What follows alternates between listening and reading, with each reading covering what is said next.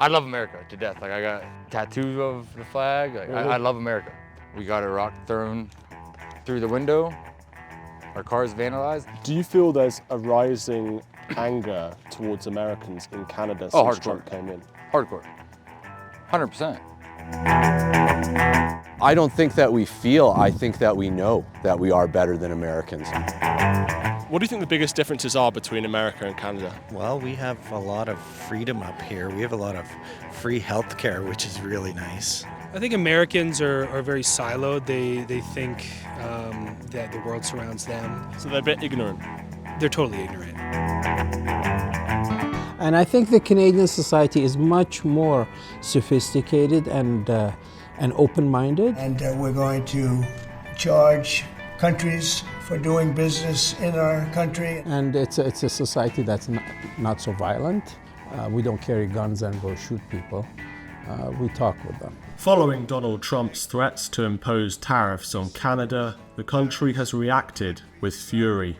We will respond forcefully. Nothing is off the table. Trump has also pledged to turn Canada into the 51st state of America. And while most Canadians are against the idea, you don't want to become the 51st state of America. Absolutely not. No. Some want to join their southern neighbour.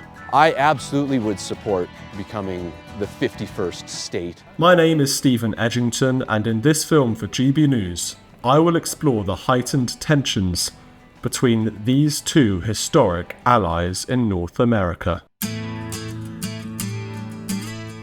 I arrived in Calgary, a city in Alberta, Canada, and kicked off my visit by catching a hockey game between the Calgary Flames and the Colorado Avalanche, an American team.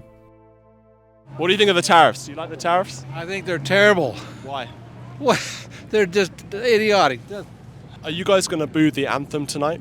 No, I'm not going to boo the anthem. I don't believe in booing the anthem. No. I think the world right now is just so polarized, and everybody is so biased. I think heavily influenced by social media, and I don't think we should be thinking that way. I think we got to think broadly. I think most people want to work together. Most people are reasonable. I work with people in the United States all the time. So there's this one kind of demagogue at the top there that's creating this, but in most cases people are reasonable. So you don't want to become the 51st state? Absolutely not. Absolutely not. Canada's a sovereign state for sure. No, absolutely. Yeah. What are the main differences between America and Canada? I think Americans are very siloed. They think that the world surrounds them. Most of them don't even leave their state. Influence from movies and entertainment and so on. They think that U.S. is just the epitome of everything, and it's not. So they're a bit ignorant. They're totally ignorant. Do you think that Canada should be the 51st state? Absolutely not. No. Why not? Because we're a sovereign country. Come on, we're Canada. We're our own place. Are you going to boo the American national anthem tonight? No, I'm not. No. No. What do you guys think about the tariffs? I work in procurement, so it's difficult for our industry. Yeah. Trump says he wants Canada to be the 51st state. Do you want to be the 51st state? No, and I don't think Trump even knows what a tariff is. So. Are you going to boo the anthem tonight? No, I'm not going to boo anyone's anthem. And finally, what's the main difference between Canada and America? We wouldn't tell them we're going to take them over because we don't understand stuff. No one would admit they were going to boo the US national anthem, as is increasingly common across Canada during hockey games. But when the puck dropped, the crowd told a different story.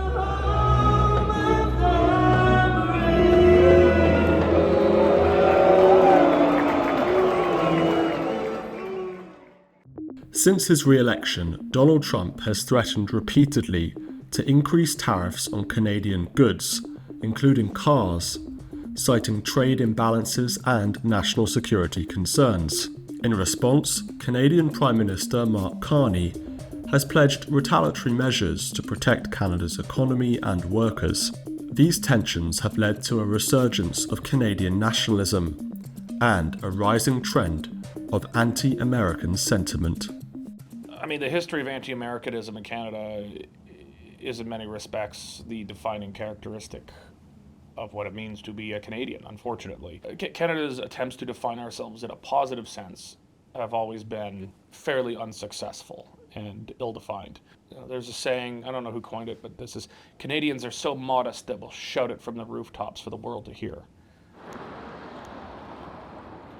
You're an American citizen and a Trump supporter. Yes, sir. But you live in Canada.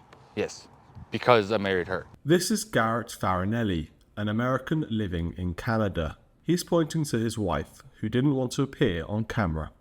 And yeah, I immigrated up here because I fell in love with the Canadian. Like, I love America to death. Like, I got tattoos of the flag. Like, Really? I love America. And you got the flag here. Yeah. And I love Canada because my wife is Canadian. And then what happened to you because you had the flag up? We got a rock thrown through the window. Our car's vandalized. And also before that, we've had beer cans. It was all because of tariffs. Like, as soon as the tariffs thing came up, that's when it really started. I thought Canadians meant to be polite. That's what I thought too. That's what I thought too. Let's go to the car. I mean, we can see, like... So I walk to my Jeep. I tell her, like, hey, your mirror's smashed, blah, blah, So you blah. can see... And she's like, I told you so. So I was like, yeah, sorry, babe. So I go to my Jeep.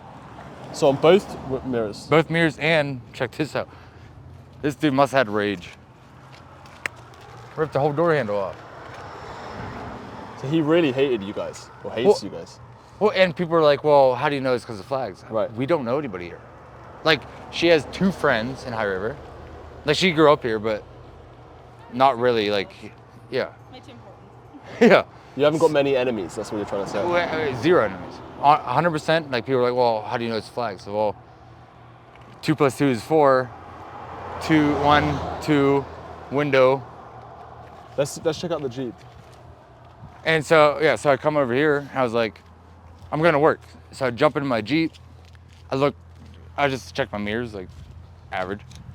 And there's no mirror missing. So I go back in, and I'm like, yo, they hit my mirror too. And then on the way back, I see her mirror, and then I see the glass. I was like, yo, we just got, like, hit. If I had a pride flag or Palestinian flag, would I have got attacked? I don't think so. And the police officers, they won't say it's a hate crime, which is fair because they don't know what it is. But I think if it was any other flag other than American or Trump, it probably would have been considered a hate crime. Do you feel there's a rising anger towards Americans in Canada since Trump came in? Hardcore. 100%. Trump flag's okay.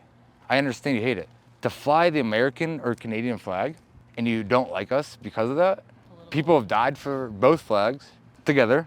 I didn't take down an American flag under Biden. I didn't take down a Canadian flag under Trudeau. No matter who's in the lead, that's your being. The attacker, he not only attacked your cars, but he also went for the flag, the American flag. Did he touch the Canadian flag? No. It's only a little plastic holding it. Yeah. But he ripped it, so it's still standing. Good old glory, still standing. It's so ironic as well, because Canadians say they're welcoming to immigrants, but not to you. I'm a white Christian. Straight. In response to Trump's tariff threats on Canada, consumers and businesses nationwide are rallying behind Canadian-made goods. Do you support sort of buying Canadian goods? I know that in a lot of stores they've got little signs. Yeah, I've been trying to do that more. I don't know about you, but yeah, I've been making more of an effort. Yeah. And why is that? Because I do think that we should have a sense of pride of Canada, and yeah. So you're proud to be Canadian? Yes. And you? 100%. I wanted to find out how businesses across Calgary were responding to the tariff threats. I began by speaking with Ryan, an app developer at the forefront of the Buy Canadian movement. So you've got your app, Ryan. Yeah. Can you show us how it works? Yeah, absolutely. So yeah, there's 2 options here. One is the text search. So you can just put in any name of a brand here. I'll just go, for example, show Coke, and it gives us a few details. So we can see there's Coca-Cola Canada Bottling Limited, which actually is fairly Canadian. We can see those check marks are just, good, essentially. Another option here that we can do is just the scan. So if you just take a given product, same function, it'll just load. And we can see there, giving us some details about No Name. Tell us about the app that you've created. OS Canada, it's kind of a Buy Canadian app. Yeah, two main features. You can scan products. You can search them via text as well. It essentially takes that product information and then we use artificial intelligence to search the internet and get details for consumers so they're more aware of what they're buying. Why did you found the app? Well, I mean, I think it's a topic that's on everyone's mind, especially Canadians, of course, just with the ongoing, threats of tariffs and trade war, and even like Canadian sovereignty is being kind of prodded at and questioned. So for us, it was a no-brainer, really. Like, we were aware that we could build something like this, so we figured, why not build it? So is this an app for Canadian nationalists? It's a good question. I suppose it could be. I think it's just for, Canadians in general. I don't think you have to see yourself as a nationalist necessarily. More someone who's just looking to support even just local Canadian businesses, that sort of thing. Anyone who's prideful in being Canadian and, is hoping to support other Canadians. So we noticed a sign outside of your store that said this is tariff-free. Yes. What do you think about the tariffs that Trump is potentially imposing on Canada? I thought Canada and the U.S. were neighbors, part of the family. And with tariffs, it seems to be breaking apart the relationship that we have. So your cooking oil is made in Canada? Grown, made, everything. Do you do it here? Yes, everything. Can we see it? Is it possible? I'll show you a little bit of it. Yeah. What we have here is making dough. Okay. And then make it flat. And then we have for making dumplings, spring rolls. With your customers, do you notice them wanting to buy more Canadian goods rather than American goods, or? Yes. Yeah. Just the sign out front saying Canadian produced and made seems to bring people in. What about this idea that Canada could become the 51st state? That's what Trump keeps saying. Good luck. No way. Never. They got a dictator right now. And we have a cooperative system in Canada. We get 2, 3 parties, 4 parties, and we cooperate. And the last thing we are is aggressives. If anything, we're peacekeepers. Yeah. So how have the tariffs impacted you so far? Right now, honestly, with all the pubs, different kind of liquor's not coming in. You have your Jack Daniels, you have a couple other bourbons.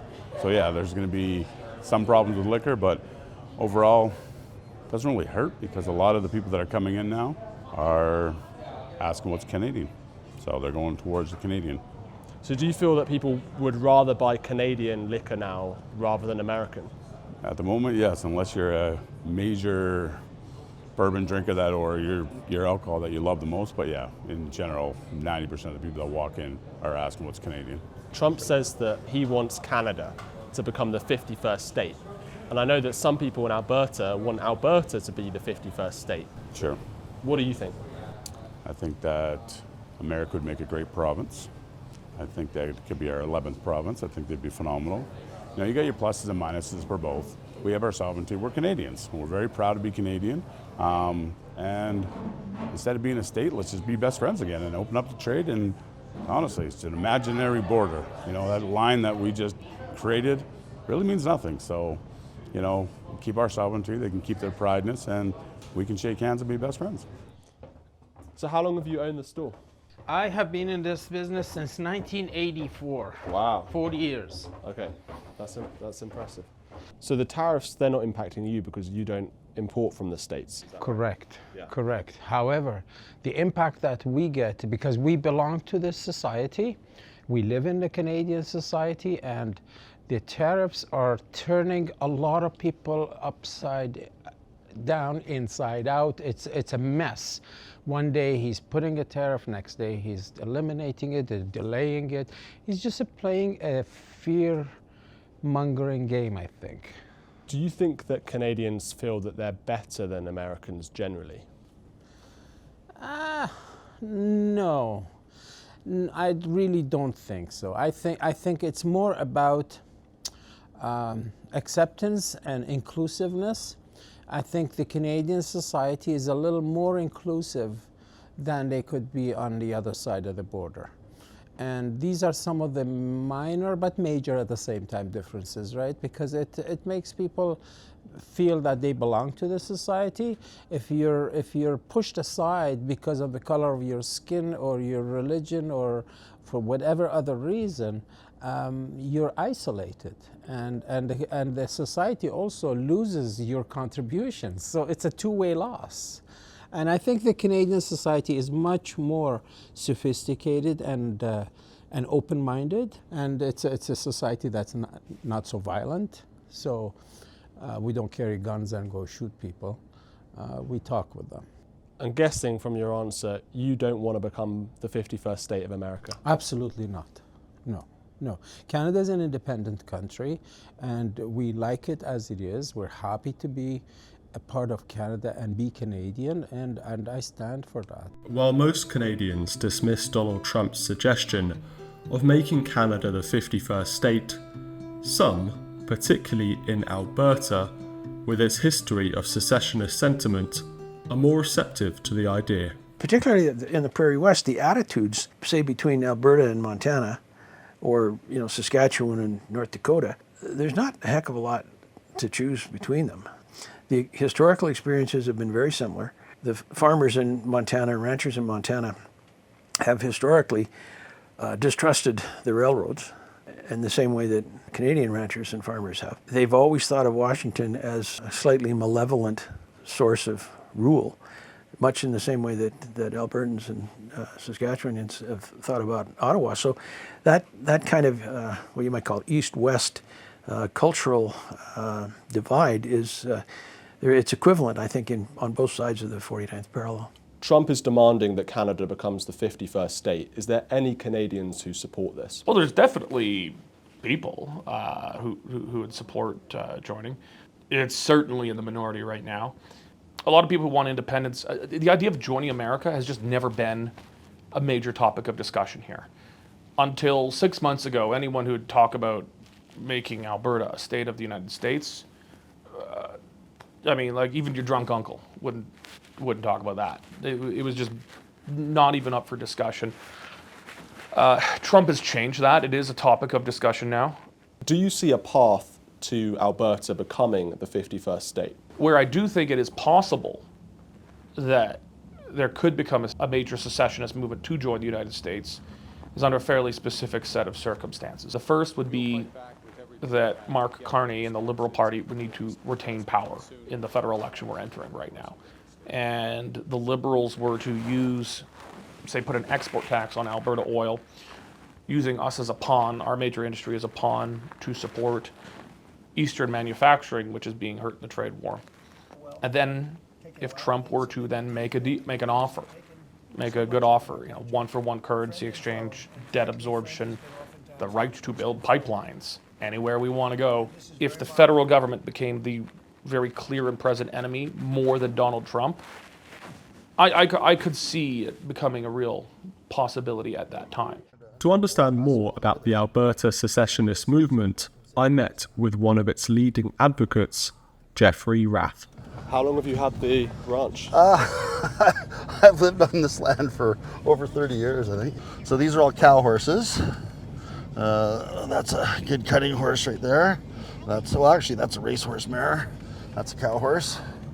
I'm a fifth generation Albertan on my mom's side. Yeah. So I'll show you guys the barn.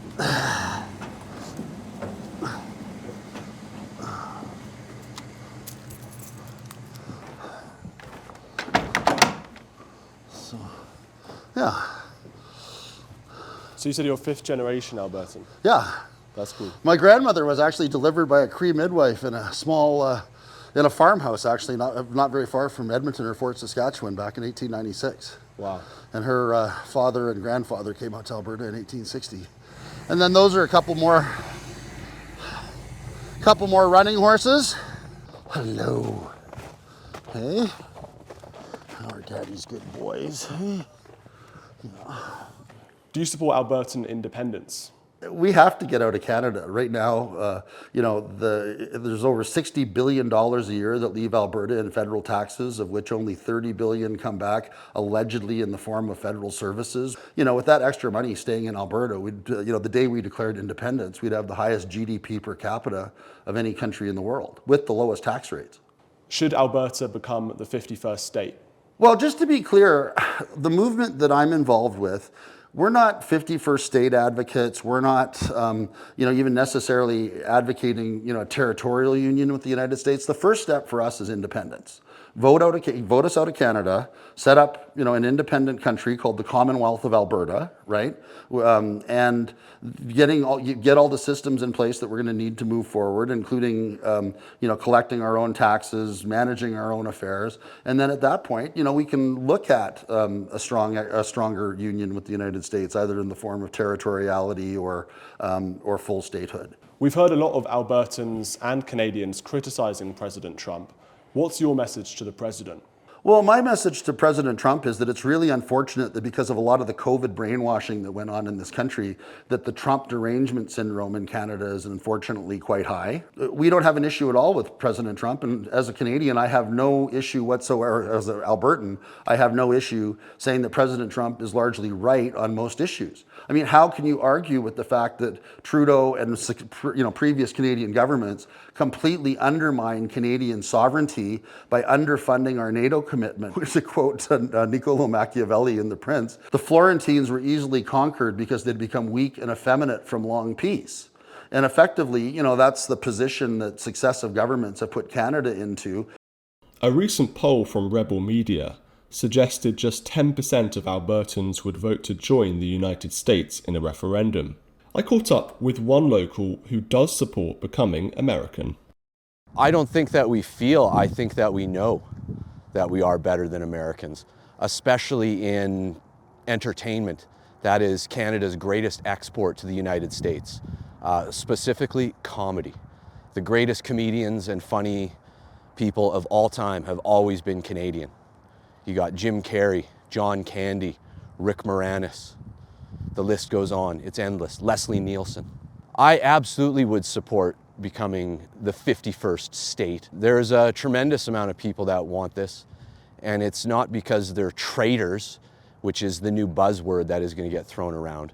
It is because they want to reclaim their identity, and this is the only way of doing it, is becoming the 51st state.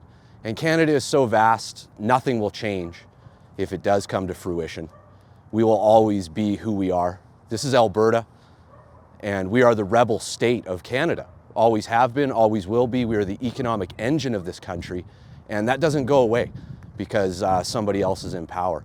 And just because Donald's in power right now doesn't mean that down the road we're not going to have a President AOC either. So this is not like some haphazard thing. This is a major thing that'll affect us for the rest of our time.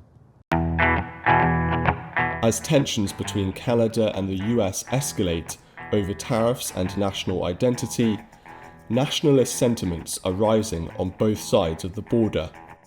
While most Canadians reject the idea of joining the US, a small but vocal minority, especially in Alberta, sees opportunity in closer ties with their southern neighbour. With the US eyeing new territory and imposing high tariffs on most Canadian goods, anything could happen next.